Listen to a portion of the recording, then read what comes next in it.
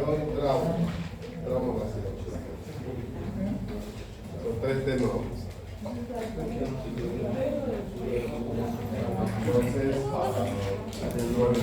Entonces, el tema de tumores, habíamos quedado avanzados, ¿correcto? Terminamos ya el tema.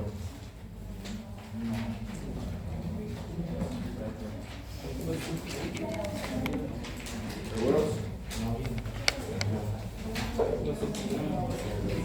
Bueno, vamos recordando entonces el tema de tumores.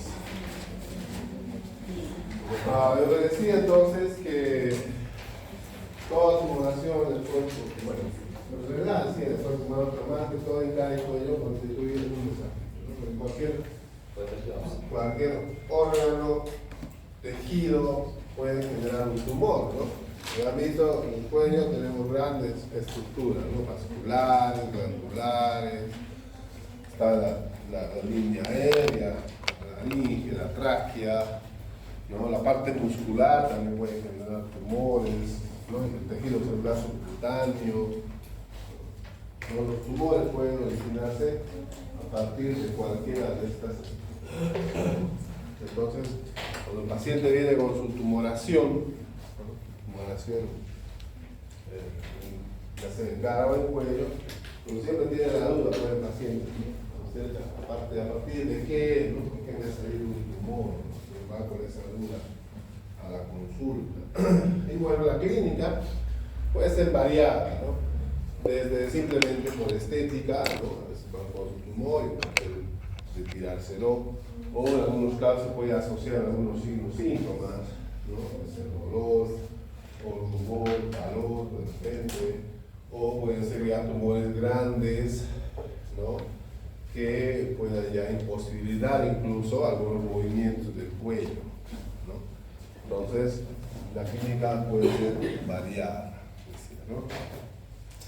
Y bueno, tenemos que empezar siempre con una buena historia clínica, ¿no? Desde la anamnesis, ¿no? Desde la entrevista con el paciente, preguntar cuándo inició ese tumor, cómo, de qué tamaño inició, ¿no? Si ha ido creciendo en el tiempo o se ha mantenido el tamaño, o ha ido de repente involucionando, puede ser también que se haya hecho más pequeño.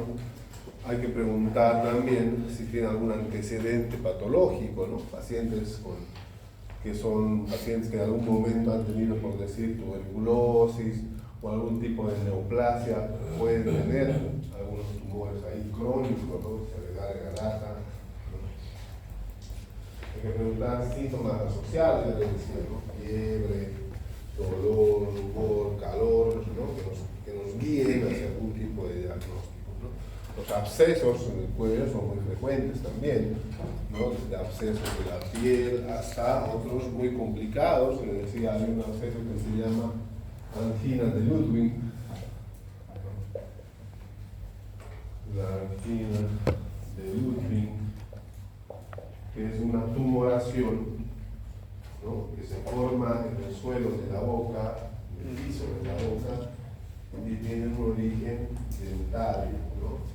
Entonces, los pacientes vienen con una tumoración que incluso se puede llegar a percibir acá en la región submentoniana, ¿no? Y se asocia a fiebre, se asocia a aumento de calor local, signos de inflamación. Y uno indagando va viendo que son pacientes generalmente que han cursado por alguna patología dentaria, de origen dental, ¿no? Las caries, por ejemplo, las periodontitis, ¿no? Mal tratadas, mal curadas o no curadas definitivamente, pueden llegar a desencadenar ese absceso, piso de la boca, ¿no? Y lo peligroso de esto es que la angina de Ludwig puede evolucionar hacia una mediastinitis.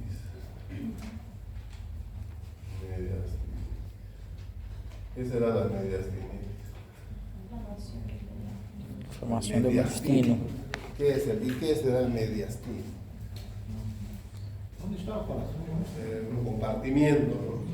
El mediastino es un compartimiento intratorácico, ¿no? Donde está principalmente el corazón, los grandes vasos. Entonces, vamos a ver más adelante cuando lleguemos a justamente ese tema, que el cuello, ¿no? y la cabeza se conectan con unas estructuras anatómicas, con unos espacios anatómicos hacia el mediastino. O sea que algunas infecciones que inician en cara y cuello pueden extenderse hasta el mediastino, ¿no? Y constituyen un verdadero problema. Los mediastinitis son enfermedades o complicaciones de alta mortalidad. Pacientes que, como le digo, empiezan con una caries maltratada, ¿no? Mal curada, luego se hace un absceso en el piso de la boca, que es la angina de Ludwig. Incluso ahí a veces no se hace un correcto tratamiento, no se hace un drenaje que debería ser un drenaje agresivo, tratar de drenar ese absceso, porque la angina de Ludwig en realidad es un absceso, ¿no? La angina de Ludwig es un absceso de origen cutáneo. Y entonces, si se lo detecta y no se lo trata adecuadamente, ¿no? Ese absceso puede extenderse a determinadas temperaturas. Hay que decir una complicación. Entonces es importante detectarlo en su momento, ¿no? Y bueno, ya una vez hecha la anamnesis y la historia clínica, les decía que siempre tenemos que complementar con un examen físico, ¿no? Y en cada cuello, como les decía, en cuello sobre todo, básicamente el examen físico está orientado a hacer una correcta inspección, ¿no? Si hay cirugía, simetría, hemos visto semiología, y también detectar algunas alteraciones en la piel, ¿no? Si hay cambio de inflamación en la piel. Luego estará también parte de la inspección es realizar los movimientos del cuello del paciente, ¿no? Ver si lo puede hacer o hay alguna limitación o impotencia funcional. Luego tenemos que necesariamente complementar nuestra inspección con la palpación, ¿no? Debemos palpar ese tumor, ¿no? Debemos ver qué características tiene, ¿no? Si es una tumoración bien delimitada, ¿no? Qué tamaño más o menos podríamos orientar palpando, nos daremos una idea de qué tamaño tiene, si es una tumoración aislada, ¿no? O es una tumoración que ya se extiende, se confunde con otras estructuras alrededor, qué consistencia tiene, si es blanda, si es pétrea, ¿no? Si es fluctuante, o sea, si es blanda, por decir, ¿no? Y entonces todo eso tendremos que realizar en cuando detectemos un tumor en clavícula, ¿no? Y bueno, sí, tenemos que también realizar exámenes complementarios, ¿no? Después de una historia clínica, un examen físico, tenemos que realizar pruebas complementarias.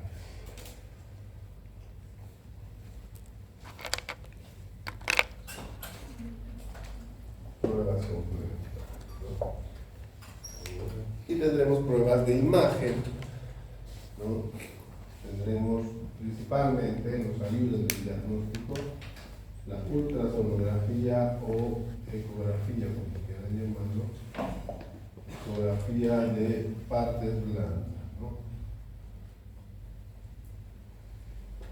Entonces tenemos un paciente, por decir, con una tumoración en el cuello, ¿no? Realizamos la inspección, realizamos la palpación, y para obtener más datos precisos, es decir, ¿no? Para ver qué tamaño realmente tiene, para ver qué consistencia tiene, qué contenido es líquido, es semilíquido, gelatinoso o es sólido.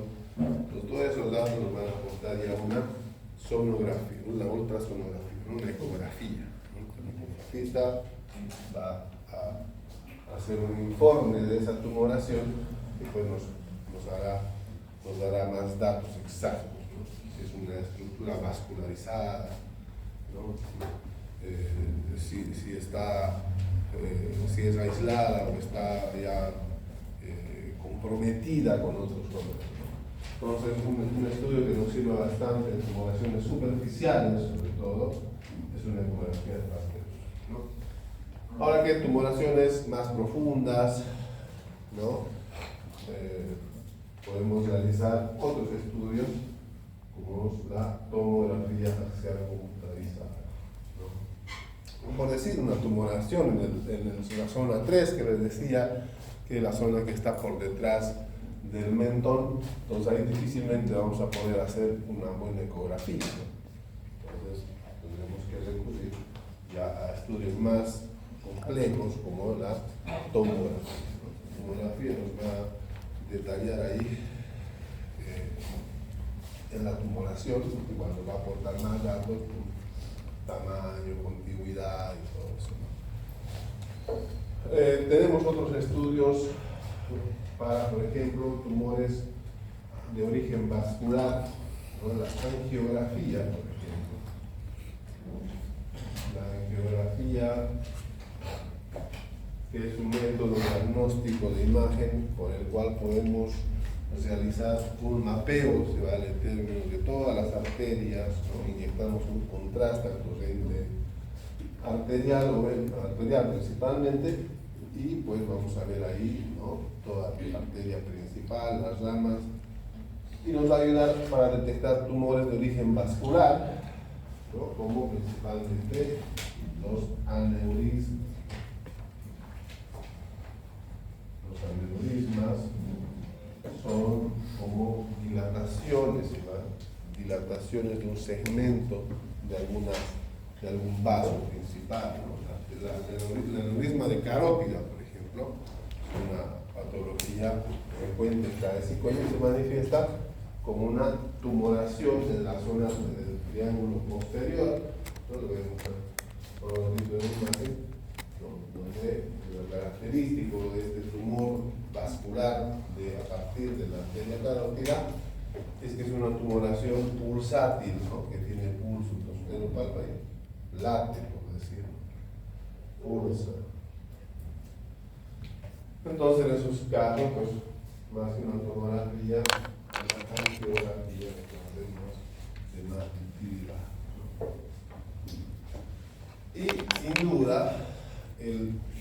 la prueba que nos va a ayudar grandemente en el diagnóstico, sobre todo para determinar si una tumoración tiene un origen benigno o neoplásico o maligno, va a ser lo que les decía, ¿no? La biopsia.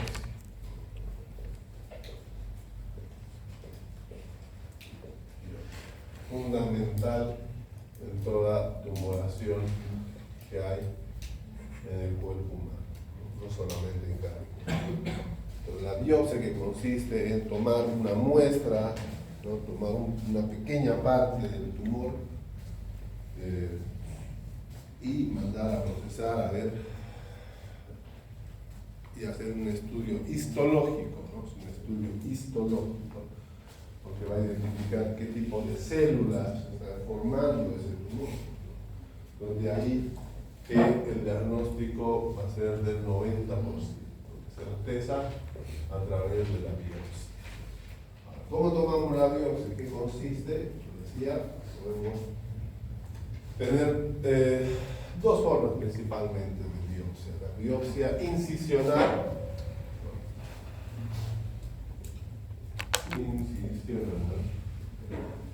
la excisión.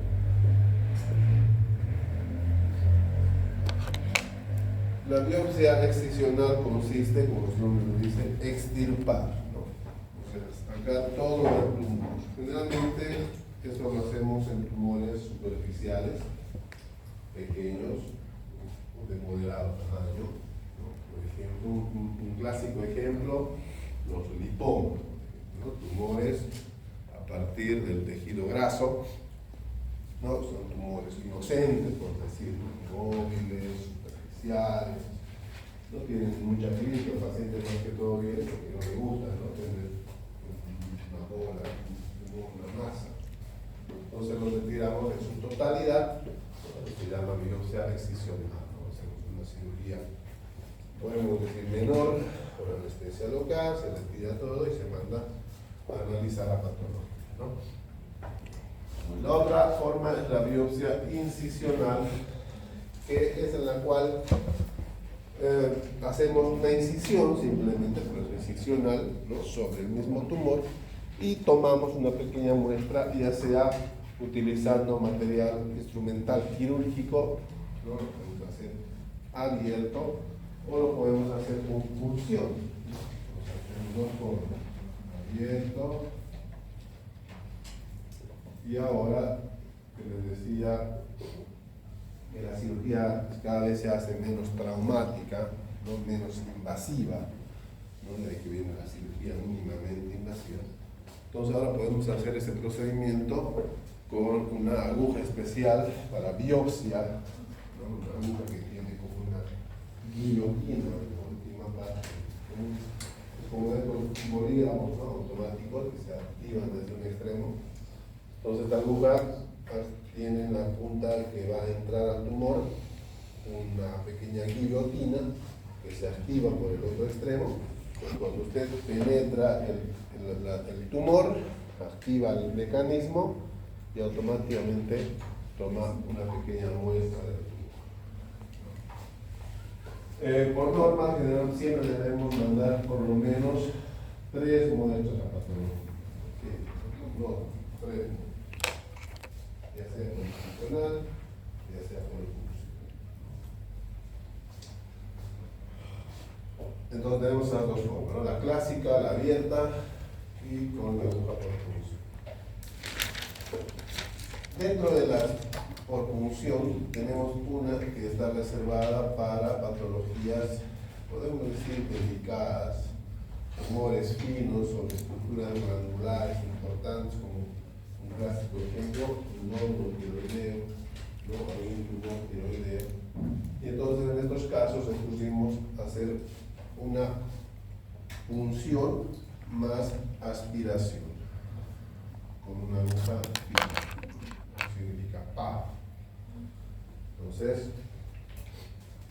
generalmente, como le digo, nos reservamos o empleamos este método para tumores de pequeño tamaño, estructuras que pueden ser glandulares o estructuras que pueden estar cercanas, que se lleva a una estructura importante como un vaso, por ejemplo, en las cuales hay que ser delicado, un procedimiento guiado incluso por ecografía, ¿no?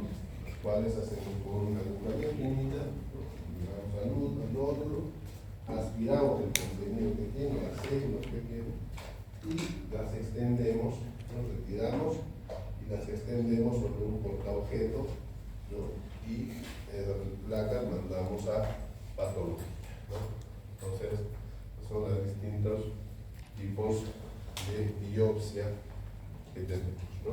Entonces es el paso fundamental para tener el diagnóstico, porque el diagnóstico final, les decía, el diagnóstico final cuando hablamos de tumores va a ser histológico.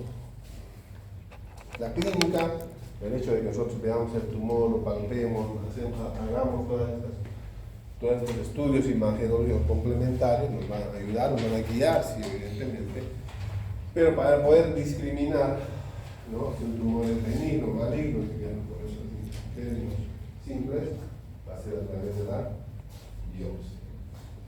Entonces la biopsia arroja, nos dice tumor benigno, podemos realizar una cirugía para poder reseccionar todo ese tumor, ¿no? Pero si nos dice hay gran sospecha o hay una patología neoplástica, maligna, cancerígena, pues ya cambia totalmente el panorama, ¿no? Tendremos que orientar a ese paciente a que haga una valoración oncológica, depende de un especialista oncológico, pero porque hay que, si es una patología maligna, hay que determinar si de repente no se ha expandido en el resto del cuerpo, ¿no? Habrá que hacer más estudios complementarios, ¿no? Ver después la posibilidad o no de hacer una cirugía, porque esa es esas neoplasias malignas pueden recidivar, ¿no? Pueden volver a formarse. Entonces, será fundamental promover el tema de la biopsia, ¿no? Doutor, exemplo em incisional e uma clássica. Como seria esta clássica? La forma clásica de la cirugía abierta, ¿no? Cuando hacemos una incisión sobre el tumor, generalmente la hacemos con una pieza Kelly, ¿no? Y funcionamos hasta llegar al tumor con un bisturí y ahí tomamos una pequeña parte del tumor, ¿no? Eso es la clásica. Que es traumático, obviamente, ¿no? Por eso le decía, ya se hace casi todo por punción, más fácil. Es un pequeño cortecito y obviamente ya tenemos que hacerlo guiado por ecografía, ¿no? Hacemos la ecografía y vamos introduciendo la aguja. Vamos viendo ahí en tiempo real para llegar al tumor y una vez ya tenemos la certeza de que está en el tumor, tomamos la aguja. Doutor, uma pergunta. Estas incisões abertas, Sí. se temos suspeita, porque aí é um tumor que não há certeza do que seria, não é isso? Porque se é um tumor maligno, estamos colocando o paciente em mau lençol, ou não? ¿Cómo? Se é um tumor maligno, vamos fazer uma incisão aberta para fazer a punção da biópsia. Sí. Estamos colocando o paciente, condenando ele ou não? No, porque en realidad cuando tú haces este procedimiento, todavía no tienes la certeza de que es un tumor benigno maligno. Isso. Ese es el punto. E se tiver essa suspeita, Ahora, si tienes toda la clínica, digamos, de que se trata de un tumor maligno, ¿no? Si es finalmente eso ya sucede en etapas avanzadas, ¿no? Ya cuando el paciente se descompensa, por decir, ya hace un síndrome paraneoplásico, pues ahí ya vas a enviar la biopsia porque ya sabes que es maligno, digamos. Todo indica que es maligno. Pero cuando tienes un tumor en la cual la clínica, digamos, no está clara o simplemente puedes llegar hasta un lugar con todo esto que hacemos, necesariamente hay que hacer la biopsia. De otra manera, no sabes si es un tumor de células buenas o un tumor de células malas, por decirlo. Entonces, por eso les decía, es un paso fundamental. Salvo ya tengas un paciente en etapa terminal, un cáncer, obviamente ahí ya pues, no vas a hacer una biopsia porque todo indica que es un cáncer terminal. Pero cuando tienes un tumor, necesitas necesariamente, porque pues, si no hay otra forma de poder saber si es un tumor maligno, si no es estudiando el tumor, ¿no?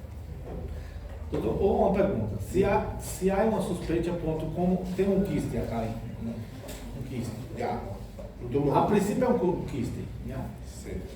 E vou sacar como quiste e não mando para a histologia e é maligno, está condenado o paciente ou não? Sí, también. Eso es importante también, ¿no?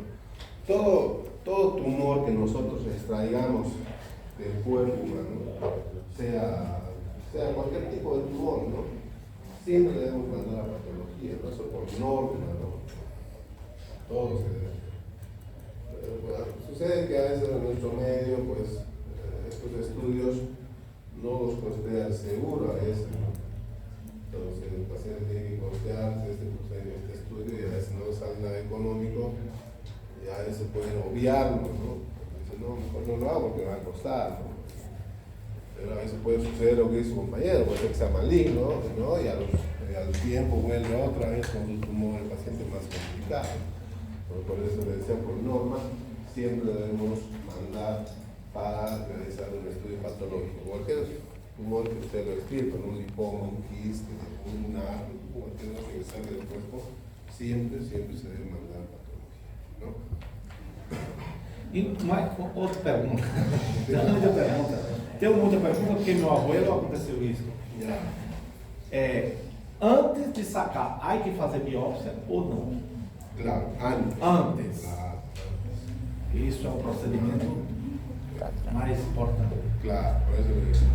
Porque si te arroja que es un tumor maligno, pues no lo vas a sacar, ¿no? Vas a ver lo mejor, vas a ver si está diseminado o no. Ahora, el que lo termines por sacar, por extirpar, va a depender de qué grado está, ¿no? Sí. Pero también los cánceres malignos se pueden extirpar, pero hay que estadificar, se dice, ¿no? Hay que ver en qué estadio está. Si es un estadio inicial, pueden extirparse, pueden complementarse con tratamiento de terapia, radioterapia, el paciente puede evolucionar bien, pues dependiendo al estadio. ¿Ya? Pues ya. Voy a traer el data, continuamos, ¿ya? Hay imágenes que hay que ver. Vai ser método de novo? Vai. Vou fazer com ela de qualquer jeito. Tem muito filho. Está incompetente ainda o sistema imunológico. Bueno, yo le decía que... Bueno, entonces cada tumor siempre es un desafío, ¿no? Porque hay que ver a partir de qué origen es el tumor y el diagnóstico que se va a sacar al final también. Ele que é bem resumido mesmo. Diagnóstico final Agora eu fazia uma capa por fora do trabalho dele. Só isso e pronto. Porque aí tá explicando tudinho como cavaleiro. orientada a qué tiempo ha crecido ese tumor, la ubicación es importante, ¿no? El tumor se ubica en regiones particulares del cuello, antecedentes, ¿no? De enfermedades crónicas como la tuberculosis, nuestro medio, portador del virus de SIDA, progresiva, ¿no?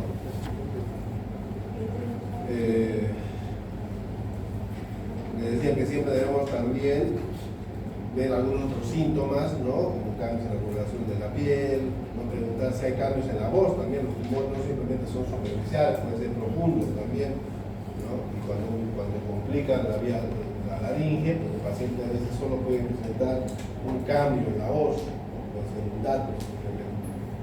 La palpación orientada, ¿no? A ver qué tipo de tumores, ¿no? Si es encapsulado, fluctuante, suave, móvil, liso, tiene pulso, le decía, ¿no? Los aneurismas generalmente tienen pulso, ¿no? Si es móvil o no, ¿no? Si ese tumor se puede desplazar, ¿no? O será un tumor fijo, para que es profundo. Bien. La principal causa de las tumoraciones en cara y cuello generalmente tiene que ver con los ganglios también, las adenitis, las adenomegalias, ¿no? Esta es la distribución de lo que es las cadenas ganglionares, ¿no? Vean ustedes, tenemos ganglios en todo el cuello, distribuidos en grupos, les decía en la clase, en grupos de 8, ¿no? Hay grupos ganglionares que realmente en ese cuello.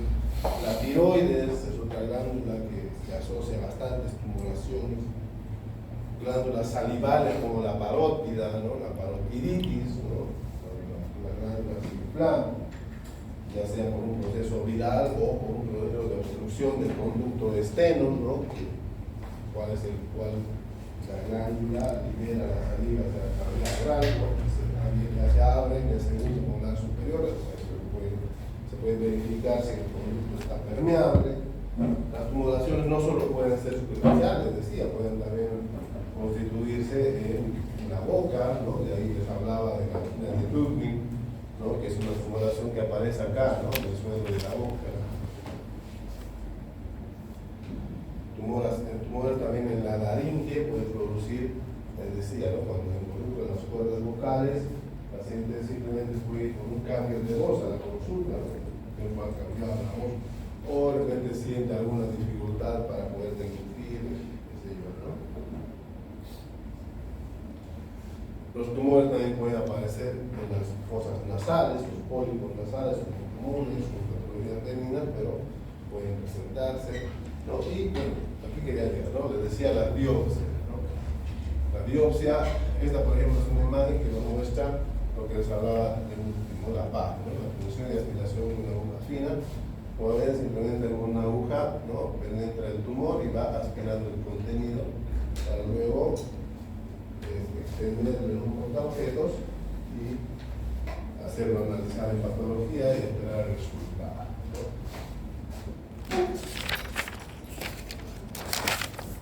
Es un método antiguo, ¿no? No sé cómo se tomaban el dispositivo antiguo, el más simple, el dispositivo de la biopsia por función. El 90% de la función del diagnóstico de un tumor va a ser a través de la histopatología, ¿no? Vamos a necesitar una biopsia para poder realizar un preciso y certero, ¿no? Hay algunas excepciones para realizar función, sí. Por ejemplo, un tumor vascular, un aneurisma, no va a funcionar, obviamente. Entonces, hay algunas excepciones para realizar. Generalmente en todas tenemos excepciones. Pues ya habíamos hablado de los exámenes complementarios, ¿no? La ultrasonografía o ecografía de partes blandas, ¿no?, ecografía superficial, nos va a dar mayores detalles, ¿no? Incluso nos va a decir el contenido, ¿no?, de líquidos, de sólidos, un aproximado, no se puede calcular cuántos ml, cuántos centímetros cúbicos tiene el contenido de su tumor, si es superficial, para tumores profundos, la tomografía. Ahora la tecnología puede reconstruir en 3 dimensiones, ¿no? Puedes estudiar el tumor de distintos ángulos, ¿no?, ver qué estructuras se comprometen, ¿no? Les decía, por ejemplo, tumores ahí en la zona 3, donde es difícil realizar una ecografía, simplemente hacer diagnósticos tomográficos. Algunos especializados, como la angiografía, ¿no?, para valorar lesiones vasculares o muy cercanas a vasos principales. No debemos olvidar también que patologías en el cuello pueden, ¿no?, comprometer la parte torácica, pero también debemos realizar algunos estudios como una radiografía simple de tórax, por ejemplo, para valorar los campos pulmonares, ¿no?, porque les decía que, por ejemplo, el cáncer de pulmón, ¿no?, el cáncer de pulmón puede dar metástasis a la cadena ganglionar supraclavicular. El paciente puede venir con tumoración acá por encima de la clavícula, ¿no?, y concentrarse simplemente en el cuello sin revisar un tumor. Entonces va a ser necesario, sobre todo cuando la tumoración se encuentra en la base del cuello, ¿no?, en la zona 1, que le decía en la clase, lo tenemos que valorar, acompañar siempre de una valoración pulmonar, ¿no? Bueno, ahora vamos a ver algunos tipos, ejemplos de patologías tumorales. Por ejemplo, las adenitis, les decía, son las más frecuentes, ¿no?, las inflamaciones de los ganglios, las adenitis, ¿no?, las más frecuentes de causa dental, ¿no?, que es como la primera causa dental. Luego están las infecciones de vía aérea alta, ¿no?, faringitis, faringoamigdalitis, laringitis, también puede producir que los ganglios se aumenten de tamaño, ¿no?, se inflamen.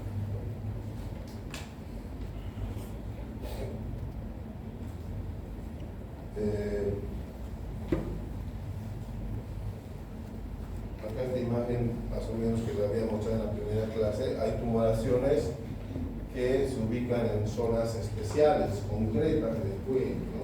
Por ejemplo, en pacientes pediátricos tenemos el quiste pirogroso, que es una tumoración que siempre se encuentra entre el mentón y el hueso hioideo, ¿no?, la parte media. Es un tumor blando, superficial, móvil, no duele cuando se lo palpa, ¿no? El paciente generalmente acude con un tema estético, ¿no?, con niños que tienen su tumor ahí. Y bueno, como son benignos, característicos de esa edad, son tumores que se producen porque no involucionan algunas estructuras que deberían hacer en el momento de nacer, ¿no?, como el quiste tirogloso, por ejemplo. El conducto tirogloso, por ejemplo, no persiste y este se llena de contenido y es que forma el quiste, ¿no? Entonces son tumores benignas que se los puede reseccionar por cirugía. ¿no? Algo similar son los quistes branquiales, son quistes congénitos, ¿no? Los quistes branquiales, igual que el quiste tirogroso, los quistes branquiales son congénitos, ¿no? Se deben a que estructuras no involucionan durante la etapa embrionaria, al momento de nacer persisten y entonces forman esa tumulación. Por ejemplo, los quistes branquiales se caracterizan por encontrarse siempre por delante del esternocleidomastoideo de la misma forma, son blandos, son superficiales, no producen dolor ni nada de eso, son quistes congénitos, la gente nació con esa información ahí. Y bueno, el primer tratamiento será la extirpación quirúrgica, porque no habrá por el tema de que pueda formar su debilidad. O sea, es la extirpación completa y eso va bien. Existe otro tipo de patologías, como es el higroma quístico, ¿no? También en pacientes pediátricos recién nacidos, los cuales la tumoración, lo característico del higroma quístico es que un tumor de origen linfático, ¿no? Son colección de lesiones quísticas de origen linfático. ¿Qué es lo llamativo de esto? Es que se va haciendo grande cada vez, ¿no? Se va haciendo más grande. Y entonces puede llegar un momento en que dificulte la respiración, dificulte la deglución, y entonces tenemos que hacer un tratamiento quirúrgico para poder extirpar o, en su defecto, ¿no? Tratar la comunicación con el conjunto, con la parte linfática, de tal manera que no vaya creciendo ese tumor y no complique la vía aérea digestiva. Eu tenho uma pergunta. Esses quistes em algum momento podem flotar y crecer y flotar o no? Claro, eso es lo que lo caracteriza. Es un quiste que cada vez va haciéndose más grande. Esa es la característica del higroma quístico, porque el contenido de esto es linfático. Nosotros saben que estamos produciendo linfa constantemente y se va llenando eso si quieren, ¿no? Y llega un momento en que puede perjudicar la respiración, ¿no? Entonces deben optar por un tratamiento quirúrgico. Aquí hay otra imagen, igual de la misma forma, ¿no? En este caso, más en la parte lateral que media, ¿no? El contenido es netamente linfa y existe la prueba que se llama de transilluminación, ¿no? ¿En qué consiste esto? Te hagan una linterna, ¿no? La asienta, si quieren, ¿no? Y sobre el tumor, y está como un foquito ilumina, ¿no? Eso se llama la transiluminación, ¿no? Es una prueba que se puede realizar en este tipo de tumores con el contenido netamente linfático, ¿no? Les decía, ¿cuál es lo complicado? Que va a ir comprimiendo, ¿no? De manera extrínseca la vía aérea, ¿no? Los pacientes ya pueden presentar estridor, cianosis, ¿no? Apnea, dificultad para tragar, disfagia. Entonces el tratamiento será pues quirúrgico. Tenemos que diseccionar todo ese tumor, ¿no? O esclerosar, como dice ahí, utilizar sustancias que impidan la comunicación con la linfa de tal manera que vayan, que ya no crezcan, ¿no? Y involucionen, ¿no? Son terapias alternativas que tenemos. Les decía al inicio que también las glándulas salivales, ¿no? Pueden ser aspectos de patología. Tenemos el tumor de glándula parótida. Es una tumoración benigna, miren ustedes acá, el ángulo del cuello, donde está obviamente la glándula parótida, ¿no? Esta es una patología benigna también que el paciente sabe, se tiene molestias, respirador, pero ¿qué es lo llamativo de esta patología? Que compromete un par craneal que pasa por aquí, por eso.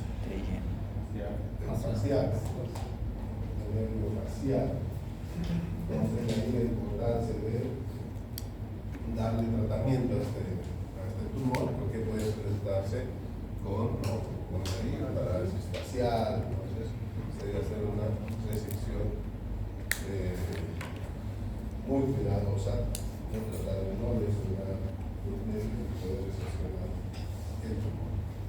Pueden también existir tumores benignos a partir de la glándula tiroides, ¿no? Es un tema que les decía que vamos a hablar enteramente de tiroides en los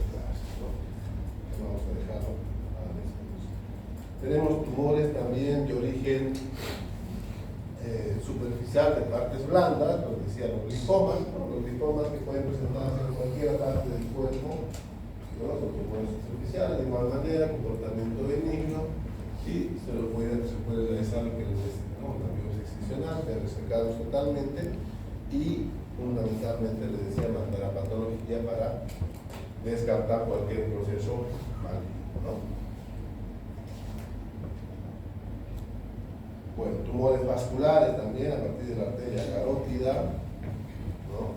Pueden producir en cualquier trayecto de la arteria carótida, pueden producir los aneurismas, algunos pueden ser superficiales, algunos pueden ser más profundos, ¿no? De ahí que les decía la importancia de hacer una angiografía de ese tipo de tumores, porque van a mostrar a qué nivel está el tumor, ¿no? O qué estructuras compromete. En el caso de los tumores de cuerpo carotídeo, se pueden hacer otro tipo de tratamientos. Ahora está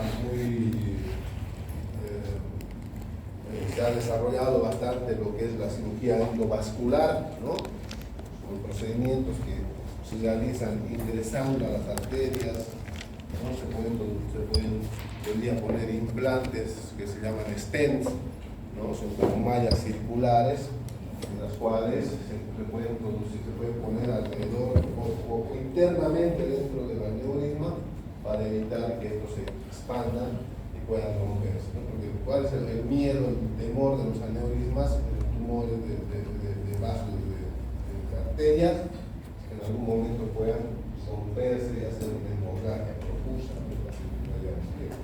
Entonces se puede por vía endovascular, o sea, ingresando al vaso, ¿no? Poner unos stents, unas mallas por dentro del aneurisma para evitar que eso se vaya creciendo y fuera. Es un tratamiento alternativo que tenemos, ¿no? Tenemos tumores también a partir de cartílago laringio, ¿no? Los famosos condromas, ¿no? Es un condroma, por ejemplo, la tumoración. ¿Qué es lo llamativo y qué es lo peligroso de esto? Que obviamente compromete la vía aérea, ¿no? Y si se va haciendo más grande, pues el paciente va a presentar obstrucción de la vía, ¿no? Entonces tenemos que hacer una resección quirúrgica por el compromiso de la vía, ¿no? Y bueno, estas son patologías de carácter benigno, ¿no? Son patologías que se los puede tratar clínicamente, se les puede hacer resección y evitar así las posteriores complicaciones. También, por cada patología benigna hay una maligna, ¿no? Tenemos, por ejemplo, los linfomas, ¿no? Son patologías malignas a partir de los ganglios cervicales, ¿no? Ganglios. Tenemos patologías malignas, por decir, a partir de las partes blandas, les decía, ¿no?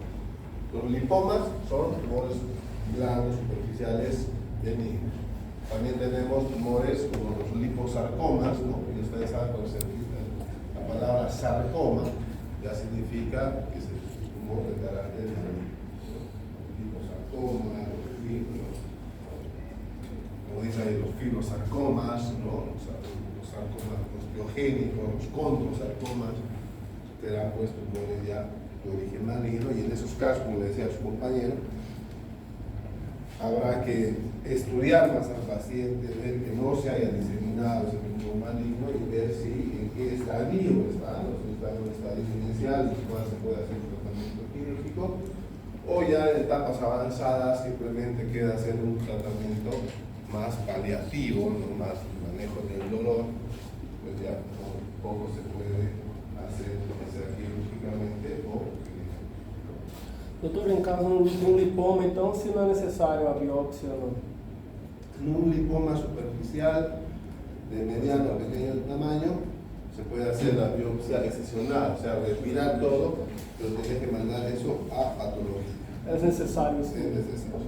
Como les decía, todo tumor que nosotros saquemos, que extirpemos, excepcionemos del cuerpo humano, por norma todo debe ir a patología, ¿no? Bueno, luego encontrarnos con sorpresa, ¿no? Entonces, y por el bien del paciente también, ¿no? Para la seguridad también de uno mismo y del paciente.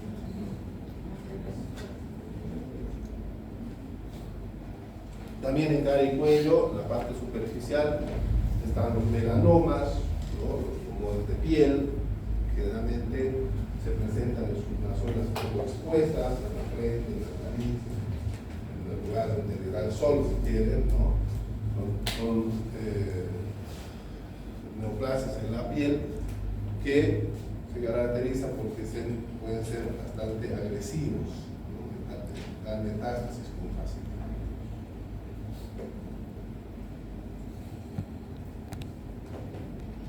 Y entonces, resumiendo un poco esto, como les decía, clínicamente podemos llegar a un diagnóstico, ¿no? Pero la biopsia va a ser